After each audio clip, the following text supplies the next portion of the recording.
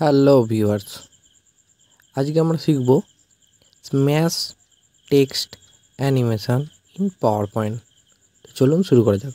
তো সর্বপ্রথম আমরা কি করব, লেআউট থেকে করে নেব ব্ল্যাঙ্ক এবং রাইট ক্লিক ফরম্যাট ব্যাকগ্রাউন্ড, সেখান থেকে করে নেব ব্ল্যাক, সলিড ফিল কালার থেকে করে নেব ব্ল্যাক।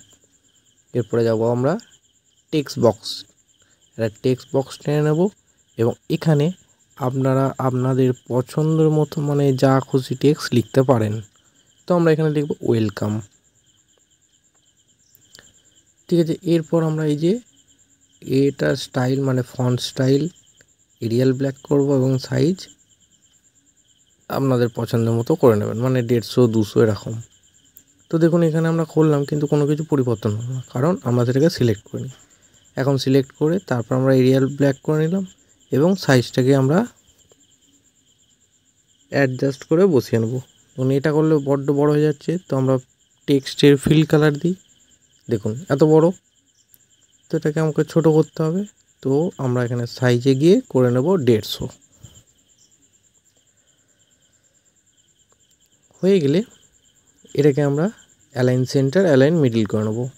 তার জন্য ফরম্যাট থেকে গিয়ে অ্যালাইন সেন্টার অ্যালাইন মিডল হয়ে যাওয়ার পর আমাদের একটা নিউ স্লাইড নিতে হবে।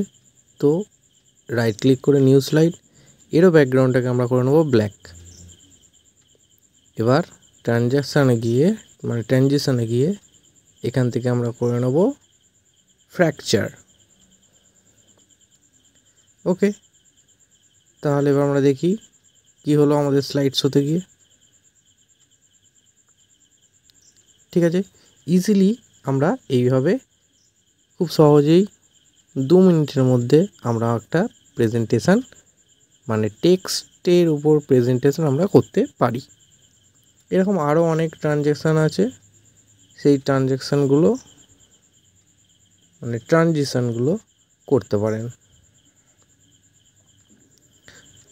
আর যদি ভিডিওটা উপযোগী হয় এবং যদি ভালো লেগে থাকে তাহলে প্লিজ আমাদের চ্যানেলটাকে লাইক, শেয়ার এবং সাবস্ক্রাইব করে দেবেন। আর যদি ভিডিওটা ভালো লাগে তাহলে একটা কমেন্ট করে জানাবেন।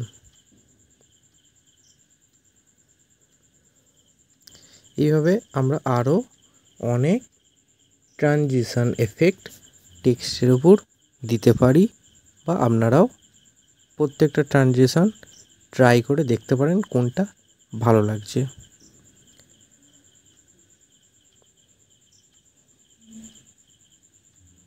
ঠিক আছে, ধন্যবাদ সকলকে, সকলে খুব ভালো থাকবেন।